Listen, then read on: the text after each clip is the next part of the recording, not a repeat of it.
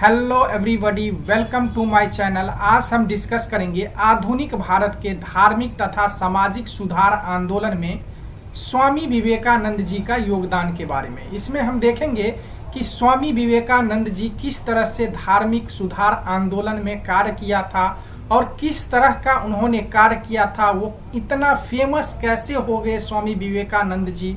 और साथ में ये भी बात करेंगे उन्होंने किस तरह से अमेरिका में एक बहुत ही चर्चित भाषण दिया था शिकागो में, जो बहुत ही फेमस हुआ था। उसके बाद रामकृष्ण मिशन का इन्होंने किस तरह से स्थापना किया था। ये सारे चीज हम इस वीडियो में डिटेल से डिस्कस करेंगे। देखिए, स्वामी विवेकानंद जी का जो कुछ वाक्य हैं वो बहुत ही फेमस वाक्य हैं। उनके कहे गए जो वचन है, उठो जागो तब तक मत रुको जब तक लक्ष्य प्राप्त ना हो जाए। एक समय में एक कार्य करो और करते समय अपनी पूरी आत्मा उसमें झोंक दो। पहले हर अच्छी बात का मजाक बनता है, फिर विरोध होता है, अंत में उसे स्वीकार कर लिया जाता है। एक अच्छे चरित्र का निर्माण हजारों बार ठोकर खाकर होता है। ऐसे कई सारे वचन हैं जो स्वामी विवेकानंद जी ने कहा है और ये बहुत ही फेमस वाक्य है। देखिए, स्वामी विवेकानंद जी का जो जन्म हुआ था वो 12 जनवरी 1863 को हुआ था। कहाँ पे हुआ था? कोलकाता में हुआ था। उनका जो बचपन का जो नाम था वो नरेंद्र नाथ दत्त था। इनका जो मृत्यु हुआ था 4 जुलाई 1902 को हुआ था। मात्र 39 साल के उम्र में इनका मृत्यु हुआ था, जो कि बेलूर मठ है, बहुत ही फेमस, जो बंगाल में स्थित है।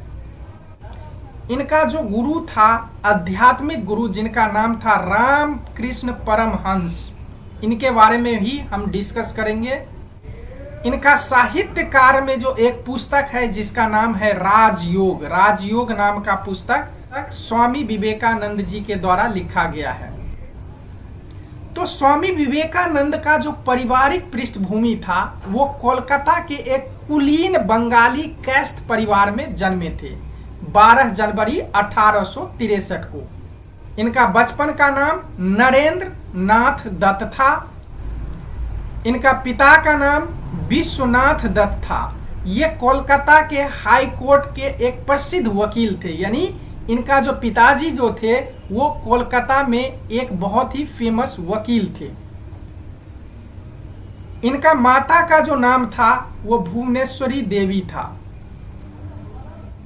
इनकी जो माता थी भुवनेश्वरी देवी, ये बहुत ही धार्मिक प्रवृत्ति वाली महिला थी। यानी धार्मिक विचार इसमें काफी था, जिसके कारण स्वामी विवेकानंद जी को भी भगवान के प्रति आकर्षण बढ़ता गया।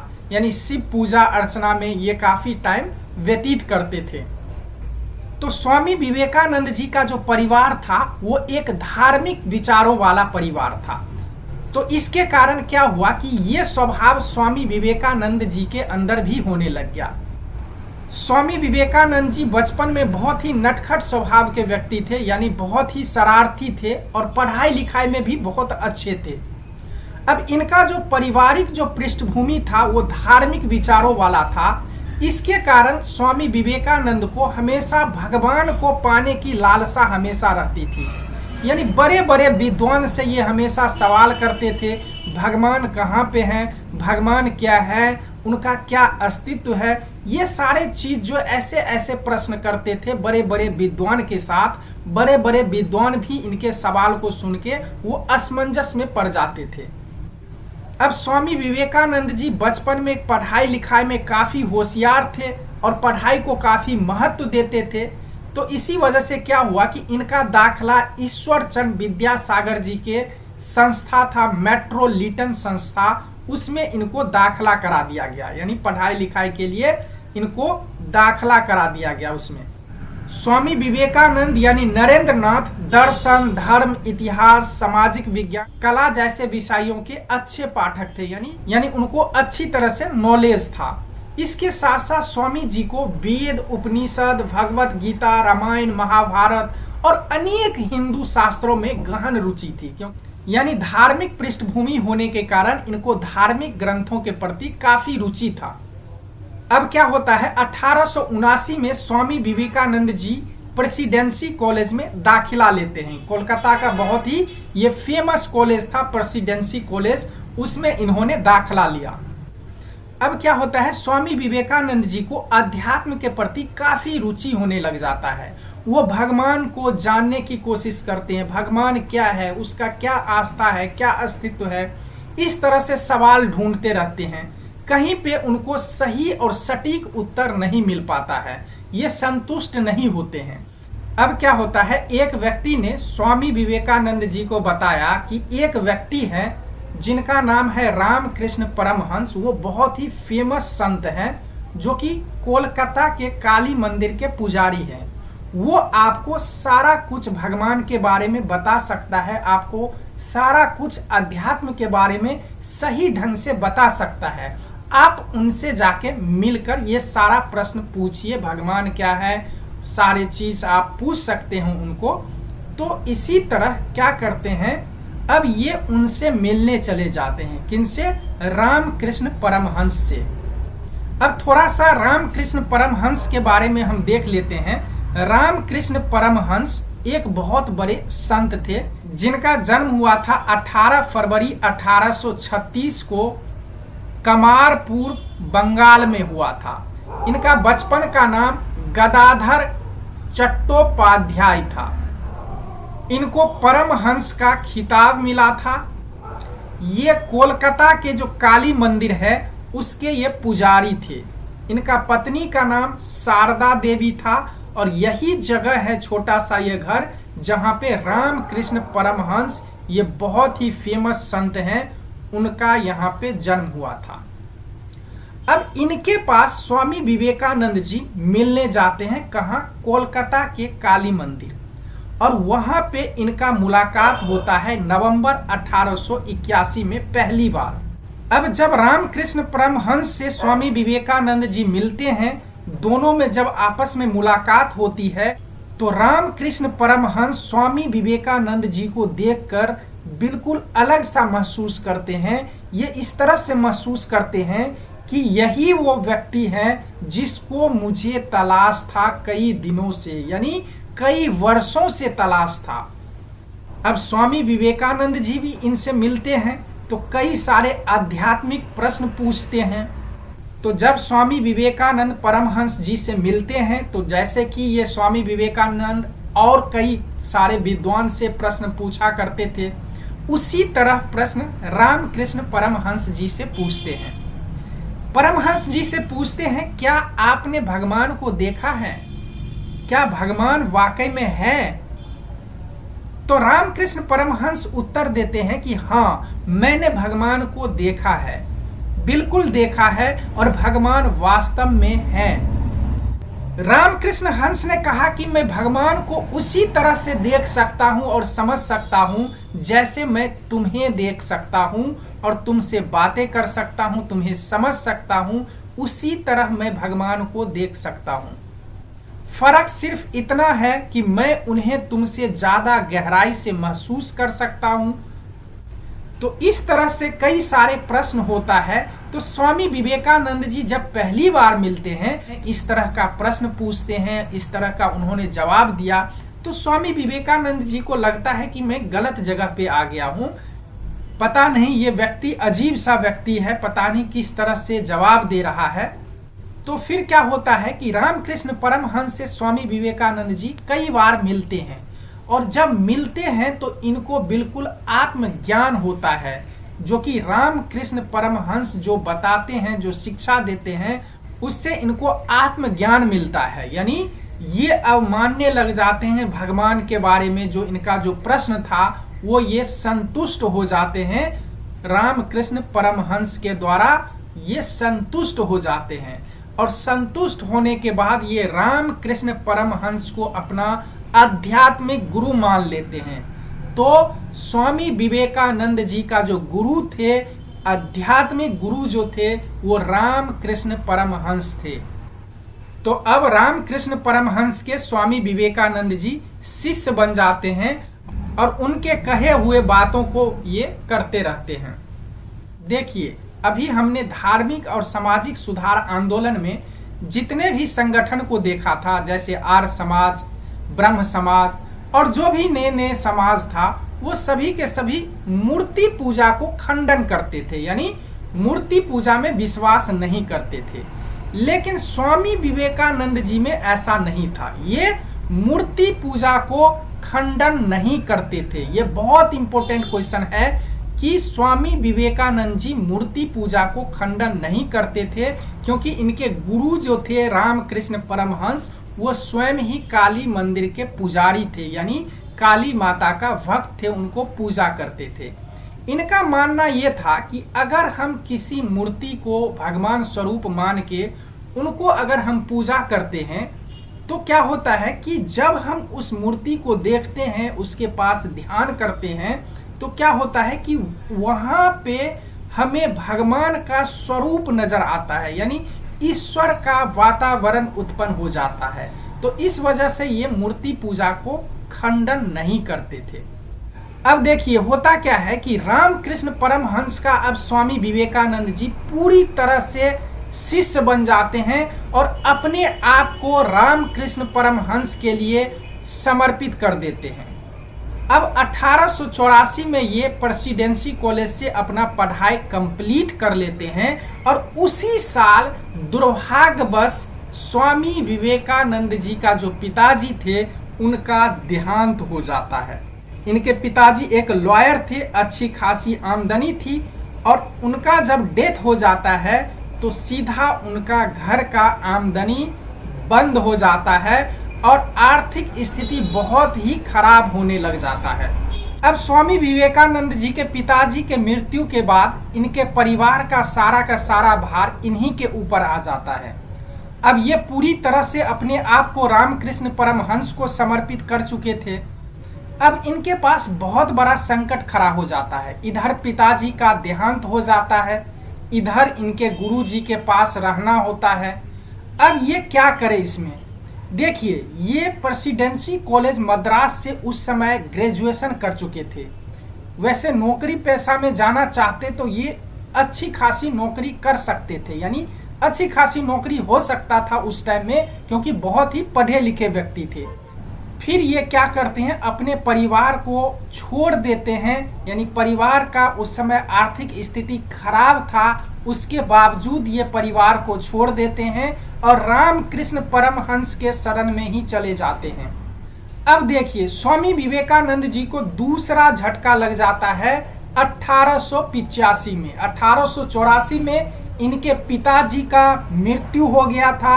1885 में क्या होता है, स्वामी विवेकानंद जी का जो गुरु थे रामकृष्ण परमहंस, उनको बहुत बड़ा बीमारी हो जाता है। जी हाँ, उनको कैंसर की बीमारी हो जाता है, यानी अब ये कैंसर से पीड़ित हो जाते हैं। अब स्वामी विवेकानंद जी क्या करते हैं, अपने गुरु का सेवा करना शुरू कर देते हैं, यानी अपना जीवन जो है गुरु जी के सेवा में समर्पित कर देते हैं। उनको बहुत अच्छी तरह से देखभाल करते हैं, यानी उस समय उनका जो कैंसर से ये जो पीड़ित थे, तो इनके रक्त रसाव इस तरह से होता रहता था, तो ये पूरी तरह से उनको साफ सुथरा साफ सफाई में रखते थे और गुरु जी को बिल्कुल अच्छी तरह से ये सेवा करते थे। अब फिर क्या होता है, इनको तीसरा झटका लग जाता है। कब? जब 16 अगस्त 1886 को इनके जो गुरु थे रामकृष्ण परमहंस, इनका देहांत हो जाता है, यानी 85 में ये बीमार पड़ते हैं, कैंसर से पीड़ित हो जाते हैं। 16 अगस्त 1886 को इनका देहांत हो जाता है और फिर ये क्या करते हैं, इनका अंतिम संस्कार करते हैं। ये देख सकते हैं आप, ये हैं स्वामी विवेकानंद जी। इसमें भी आप देख सकते हैं अपने गुरु के मृत्यु के बाद स्वामी विवेकानंद जी, और यहाँ पे इनका अंतिम संस्कार हो रहा है। तो यानी स्वामी विवेकानंद जी कुल मिला के 1881 से 1886 तक, यानी 5 साल तक अपने गुरु जी के संपर्क में रहते हैं। अब क्या होता है कि 1886 में जब रामकृष्ण परमहंस का मृत्यु हो जाता है, तो उनको जो फंड दिया करते थे लोग, वो अब बंद कर देते हैं, क्योंकि उनके गुरु का मृत्यु हो जाता है। तो अब ये लोग क्या करें, स्वामी विवेकानंद जी थे और कई सारे शिष्य थे, तो ये लोग मिलके क्या करते हैं कि एक मठ बनाते हैं, वारानगर मठ 1886 में बनाते हैं। ये देख सकते हैं, इसका अभी का जो कंडीशन है वो इस तरह का है। ये एक वहां पे एक बहुत बड़ा घर बनाए थे जिसमें कि सारे शिष्य वहां पे एक साथ रह सके। तो ये बहुत इंपॉर्टेंट है कि वारानगर मठ का निर्माण कब हुआ था, तो 1886 में किसने किया था, तो स्वामी विवेकानंद जी ने किया था। ये कहां पे है, तो पश्चिम बंगाल में है। अब यहीं पे क्या करते हैं, स्वामी विवेकानंद जी संन्यास धारण कर लेते हैं। यहाँ पे रहने के बाद ये संन्यास धारण कर लेते हैं और भगवा वस्त्र पहनना शुरू कर देते हैं। उसके बाद स्वामी विवेकानंद जी पूरे भारत का भ्रमण करते हैं भगवा वस्त्र पहन के। हर जगह ये घूमते हैं पूरे भारतवर्ष में।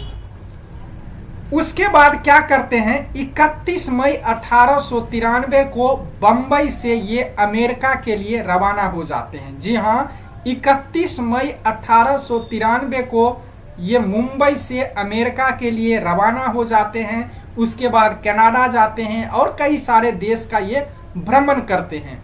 उसके बाद ये अमेरिका पहुंचते हैं, जहां पे इनको विश्व धर्म सम्मेलन में एक बेहद चर्चित भाषण देना था। ये विश्व धर्म सम्मेलन शिकागो में आयोजित हुआ था अमेरिका में, जो दिन था 11 सितंबर 1893। ये बहुत फेमस क्वेश्चन है। 11 सितंबर 1893 को शिकागो में हुए विश्व धर्म सम्मेलन में एक बेहद चर्चित भाषण दिया था इन्होंने। यहाँ पे देख सकते हैं, यहाँ पे कई देशों के धर्मगुरु थे। वो सभी लोग अपने अपने धर्म के बारे में वहाँ पे भाषण दिए थे। तो हिंदू धर्म के तरफ से भारत से ये स्वामी विवेकानंद जी को इसका नेतृत्व सौंपा गया था और वहाँ पे ये शामिल हुए थे। और वहाँ पे ये भाषण जो दिया था, अपना जोरदार जो भाषण दिया था, उसके लिए पूरे के पूरे असेंबली में जो लोग बैठे थे वो इनके भाषण के कायल हो गए थे। शुरुआत में ही जो इनका भाषण का जो पॉइंट था, मेरे अमेरिकन भाइयों एवं बहनों, इतना ही कहने के बाद पूरे के पूरे हॉल तालियों से गूंजने लग गया। उसके बाद इन्होंने धर्म के बारे में बताए। इन्होंने कहा धर्म कोई भी हो, सबका मकसद एक ही होता है, ईश्वर के साथ जोड़ना। उसके बाद इन्होंने कहा कि हम सभी धर्मों का सम्मान करते हैं, क्योंकि सभी धर्मों का मकसद होता है ईश्वर के साथ जोड़ना। इसीलिए हमें सभी धर्मों में विश्वास है। हमारा जो धर्म है, सनातन धर्म, सनातन हिंदू धर्म, ये सभी धर्मों को स्वीकार करता है, किसी भी धर्म से घृणा नहीं करता है। तो इस तरह से कई सारे ऐसे पॉइंट बताए कि वहां पे जितने भी लोग थे वो इनके विचारों के कायल हो गए थे। तो ये बहुत फेमस भाषण 11 सितंबर 1893 शिकागो अमेरिका में विश्व धर्म सम्मेलन में हुआ था। फिर क्या होता है, नवंबर 1894 को स्वामी विवेकानंद जी अमेरिका में वेदांत समिति का स्थापना करते हैं। तो ये भी बहुत फेमस क्वेश्चन है, वेदांत समिति का स्थापना किसने किया था, तो स्वामी विवेकानंद जी ने किया था। कहाँ पे किया था, तो अमेरिका में किया था। कब किया था, नवंबर 1894 को किया था। उसके बाद स्वामी विवेकानंद जी वहाँ पे कई सालों तक वहाँ पे रहे थे।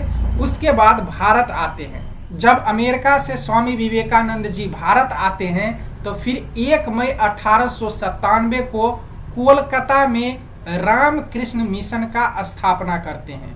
तो रामकृष्ण मिशन का संस्थापक कौन है, तो स्वामी विवेकानंद जी। ये किस प्रकार का संस्था है, तो एक धार्मिक संगठन है। अभी भी ये संगठन चल रहा है, ये एक तरह का फाउंडेशन है। इसका जो उद्देश्य है वो शैक्षणिक स्तर पे विकास करना, परमार्थमिक स्तर पे विकास करना, धार्मिक अध्ययन का विकास करना, आध्यात्मिकता का विकास करना, ये सारे चीज इसका उद्देश्य में शामिल था। इसका जो हेडक्वार्टर है, मुख्यालय है, वो बेलूर मठ पश्चिम बंगाल में स्थित है। बेलूर मठ बहुत ही फेमस मठ है, अभी हम इसके बारे में देखेंगे। रामकृष्ण मिशन का जो सिद्धांत था वो आत्म मनो मोक्षार्थ जगत द्वितीयाय च, इसका मतलब ये था कि स्वयं के मोक्ष के लिए तथा जगत के हितों के लिए। इसका ये स्लोगन है, आत्म मनो मोक्षार्थ जगत द्वितीयाय च, स्वयं के मोक्ष के लिए तथा जगत के हितों के लिए रामकृष्ण मिशन। यहाँ पे देख सकते हैं रामकृष्ण लोगों में ये आप देख सकते हैं कमल का फूल और हंस दिखाई दे रहा होगा। तो रामकृष्ण मिशन जो संस्था है वो अभी तक सक्रिय संस्था है। इनको कई तरह के अवार्ड दिया जा चुका है सरकार की तरफ से, जैसे कि डॉक्टर अंबेडकर राष्ट्रीय पुरस्कार और गांधी शांति पुरस्कार इस संस्था को दिया जा चुका है। जैसे कि मैंने बताया कि ये बेलूर मठ में इसका हेडक्वार्टर है, ये देख सकते हैं बेलूर मठ है। बेलूर मठ भारत के पश्चिम बंगाल में हुगली नदी के पश्चिमी तट पर बेलूर में स्थित है। यह रामकृष्ण मिशन और रामकृष्ण मठ का मुख्यालय है। इस मठ के भवनों का जो वास्तुकला है उसमें हिंदू, ईसाई तथा इस्लामिक तत्वों को शामिल किया गया है, जो सभी धर्मों की एकता का प्रतीक है। इसका स्थापना 1897 में स्वामी विवेकानंद जी ने किया था। यहाँ पे ये देख सकते हैं, ये बेलूर मठ का ये मुख्य भवन है और यहाँ पे स्वामी विवेकानंद जी का जो गुरु थे रामकृष्ण परमहंस, यहाँ पे उनका मूर्ति रखा हुआ है मुख्य भवन में। तो बेलूर जो मठ है ये बहुत बड़ा मठ है, ये 40 एकड़ में फैला हुआ ये मठ है, पश्चिम बंगाल में स्थित है। तो कई सारे लोग यहाँ पे जाते हैं देखने के लिए। अब क्या होता है, जब स्वामी विवेकानंद जी अपने अंतिम दिनों में इसी मठ में, बेलूर मठ में रह रहे थे, उसके बाद होता क्या है कि 4 जुलाई 1902 को इनका मृत्यु हो जाता है बेलूर के इसी मठ में। कहा जाता है जिस दिन स्वामी विवेकानंद जी का मृत्यु हुआ था उस दिन भी ये सारे अपना जो दिन का दिनचर्या होता है वो पूरा कंप्लीट कर चुके थे और अपने ध्यान में मग्न थे। उसी दौरान इनका मृत्यु हो जाता है। इनका मृत्यु का जो वजह बताया जाता है, मेडिकल स्तर पे 3 बार इनका दिल का दौरा पड़ने की वजह से इनका मृत्यु हो गया था और इनका मृत्यु सिर्फ 39 साल के उम्र में हुआ था। तो आप सोच सकते हैं 39 साल के उम्र में ही इन्होंने इतना बड़ा कार्य कर दिया कि अभी तक इनका नाम लिया जा रहा है, इनके विचारों को पसंद किया जा रहा है। तो ये बहुत बड़ी बात है। भारत में स्वामी विवेकानंद जी के जन्मदिन पर राष्ट्रीय युवा दिवस के रूप में मनाया जाता है। एक्चुअली में हुआ क्या था कि संयुक्त राष्ट्र संघ ने सन 1984 ईस्वी में अंतर्राष्ट्रीय युवा दिवस घोषित किया था।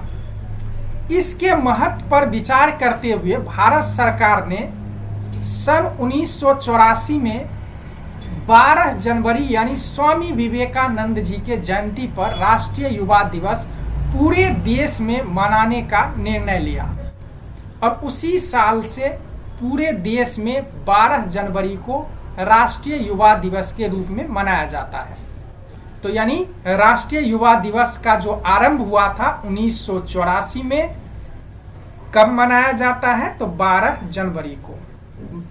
इस संदर्भ में भारत सरकार का जो विचार था कि ऐसा अनुभव हुआ कि स्वामी जी का दर्शन एवं स्वामी जी के जीवन तथा कार्य के पश्चात निहित उनका आदर्श यही भारतीय युवाओं के लिए प्रेरणा का बड़ा स्रोत हो सकता है। रविंद्रनाथ टैगोर ने स्वामी विवेकानंद जी के बारे में कहा था, यदि आप भारत को जानना चाहते हो तो स्वामी विवेकानंद जी को पढ़िए। उनमें आप सब कुछ सकारात्मक ही पाएंगे, नकारात्मक कुछ भी नहीं है। वही सुभाष चंद्र बोस ने स्वामी विवेकानंद जी के बारे में कहे हैं, वो भारत के आध्यात्मिक पिता हैं। Thank you. अभी के लिए बस इतना ही। अगर ये वीडियो आपको अच्छा लगा हो तो प्लीज़ चैनल को ज़रूर सब्सक्राइब करें और वीडियो को और लोगों को शेयर करें। अगर कुछ पूछना हो तो प्लीज़ कमेंट करें। धन्यवाद।